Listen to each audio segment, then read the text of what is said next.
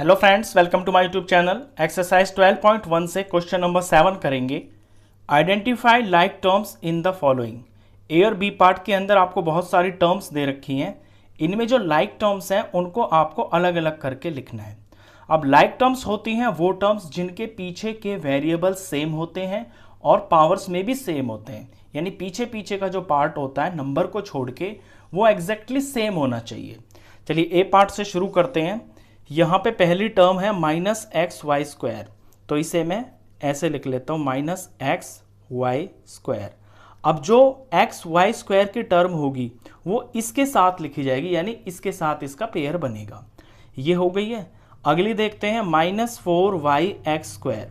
अब इसके पीछे वाई एक्स स्क्वायर है, यानी एक्स स्क्वायर है और वाई है, तो ये एक अलग ही टर्म हो गई है, ये इससे अलग है। यहाँ पे एक्स स्क्वायर है, सॉरी यहाँ एक्स है, वाई स्क्वायर है, यहाँ पे एक्स स्क्वायर है और वाई है, तो ये एक अलग टर्म हो गई है। अगले पे चलते हैं, 8x स्क्वायर। अब पीछे सिर्फ एक्स स्क्वायर है तो ये एक अलग ही टर्म हो गई है, तो इसका हम अलग लिखेंगे। आगे बढ़ते हैं 2x वाई स्क्वायर। अब एक्स वाई स्क्वायर यहां पे ये रहा एक्स वाई स्क्वायर, तो ये टर्म इसके लाइक टर्म है 2x वाई स्क्वायर। 7y, अब 7y पीछे y है ना, तो y की तो यहाँ पे पीछे इनमें से कोई भी टर्म नहीं है, तो इसका अलग ही पेयर बनेगा। ये हो गई है 7y। Minus 11x square. अब पीछे x स्क्वायर है तो x स्क्वायर वाली टर्म x स्क्वायर वाले पेयर में लिखी जाएगी, और ये x स्क्वायर ये रहा, तो ये माइनस 11x स्क्वायर। ये दोनों टर्म्स लाइक टर्म्स हैं। आगे बढ़ते हैं, माइनस 100x। अब पीछे वेरिएबल है x, तो x की टर्म तो यहाँ पे पीछे तो कोई आई नहीं है, x स्क्वायर की है, तो x स्क्वायर में और x में फर्क होता है। यहाँ पीछे x है ना, तो ये अलग ही टर्म हो गई है, इसे हम अलग लिखेंगे। इसके बाद है माइनस 11y(x). अब y(x) की ऊपर देखिए कोई भी टर्म नहीं है इसके साथ में, y अकेला x अकेला, तो ये अलग ही टर्म हो गई है, इसे हम अलग लिखेंगे। माइनस 11y और ये x। आगे बढ़ते हैं, 20x स्क्वायर वाई। अब x स्क्वायर वाई यहाँ पीछे आया था, ये रहा x स्क्वायर वाई, ये टर्म x स्क्वायर वाई इसकी लाइक टर्म है। ये दोनों आपस में लाइक टर्म्स है क्योंकि इनके पीछे के वेरिएबल सेम की पावर्स भी सेम है। नेक्स्ट है माइनस 6x स्क्वायर। अब ये x स्क्वायर की टर्म है तो ये x स्क्वायर में लिखी जाएगी इनके साथ में, माइनस 6x स्क्वायर। y सिर्फ y, तो जिसमें सिर्फ y है ये उस टर्म का लाइक टर्म है, ये 7y और ये y। 2xy। अब 2xy है, x अकेला y अकेला, यहां पे देखिए माइनस 11y(x) में, यहां yx लिखा है, यहां xy लिखा है, ये प्रोडक्ट में होते हैं, आगे पीछे होने से कोई फर्क नहीं पड़ता, इनकी पावर सेम है, तो हम xy लिखें या yx लिखें ये लाइक टर्म ही मानी जाएगी, ये इसके साथ लिखी जाएगी। लास्ट है 3x, तो ये x की टर्म है, ये x के साथ में लिखी जाएगी यहां पे 3x। तो इसमें से छांट के इस तरह से आपको ये लाइक टर्म्स एक साथ करनी है, तो ये मैंने साथ साथ कर दिए हैं। ये था ए पार्ट। अब इसका बी पार्ट करते हैं। बी पार्ट के अंदर भी आपको यही करना है। सबसे पहली टर्म उठाते हैं 10pq, तो 10p और ये q। आगे है 7p, तो ये p की टर्म है तो ये अलग ही लिखी जाएगी। आगे है 8q, q अकेला है इसमें तो ये अलग ही टर्म बन गई है, ये 8q हो गया। इससे नेक्स्ट है p स्क्वायर q स्क्वायर, तो p स्क्वायर q स्क्वायर यहाँ तो ऊपर तो कोई है नहीं, तो इसकी अलग ही टर्म होगी, minus p square q square. Minus 7qp।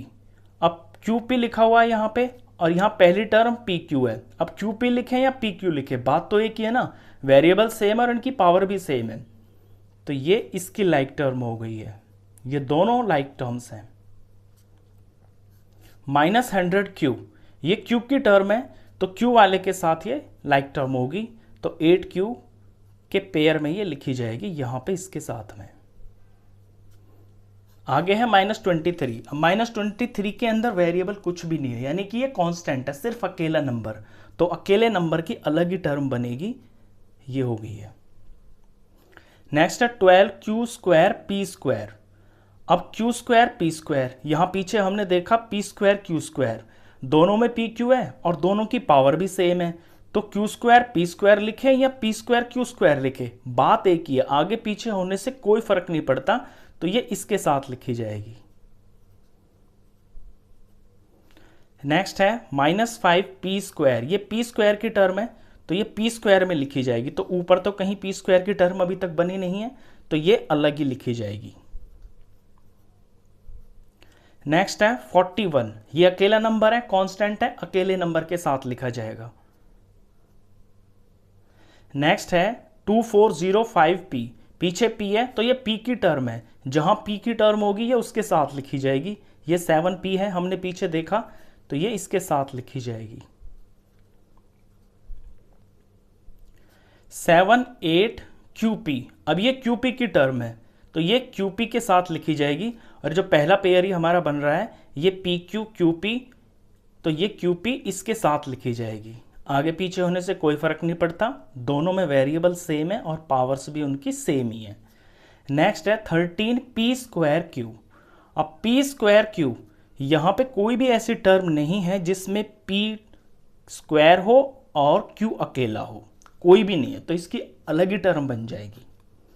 ये हो गया है 13p² और ये q। नेक्स्ट है qp², यानी q एक बार p दो बार, तो ऐसी भी यहाँ पे कोई टर्म दिखाई नहीं दे रही है कि जिसमें q अकेला हो और p इसके अंदर दो बार हो, तो ये अलग ही टर्म बन जाएगी।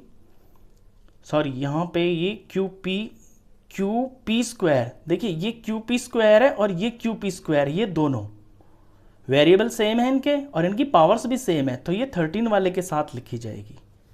ये qp² है, ये pq² है, फर्क नहीं पड़ता क्योंकि पावर सेम है, वेरिएबल्स भी सेम है, तो ये qp² इसके साथ लिखी जाएगी। ये दोनों लाइक टर्म्स हैं।